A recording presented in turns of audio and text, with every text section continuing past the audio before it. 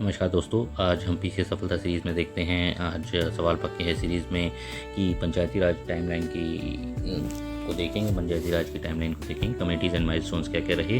हम बात करेंगे सबसे पहले 1957 में शुरू हुई बलवंत राय मेहता कमेटी से, जिसने 3 टायर सिस्टम की बात की, त्रिस्तरीय पंचायत की बात की गई और सिस्टम की बात की गई। उसने डेमोक्रेटिक डिसेंट्रलाइजेशन बोला, उसने लोकतांत्रिक विकेंद्रीकरण की बात की करी।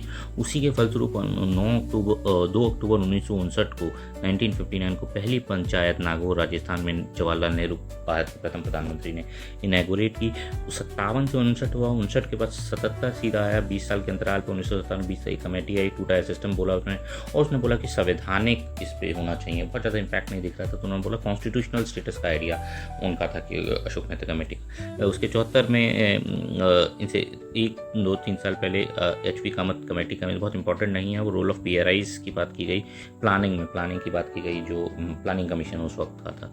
1985 में GV राव कमेटी आई, PRI central to development district as a planning unit. GV Rao का मतलब कि PRI जो है पंचायती राज इंस्टीट्यूशन है, वो सेंट्रल टू डेवलपमेंट है। इसी के बाद LM सिंघवी कमेटी आई, मनोज सिंघवी जी से, अभिषेक मनु सिंघवी जी से संबंध रखते हैं। कॉन्स्टिट्यूशनल रिकॉग्निशन की बात की गई, इन्होंने भी कॉन्स्टिट्यूशन और ग्राम सभा का फोकस में बात की गई। 1988 में थंगटन कमेटी आई, 1900 रेगुलर इलेक्शंस की बात की, डिवोल्यूशन की बात की, कॉन्स्टिट्यूशनल स्टेटस की बात करी। और 1990 में PK थंगटन कमेटी ने आगे बोला स्ट्रेंथनिंग लोकल बॉडीज़ को, बोला रिवाइज रिपोर्ट्स आई उनकी कुछ।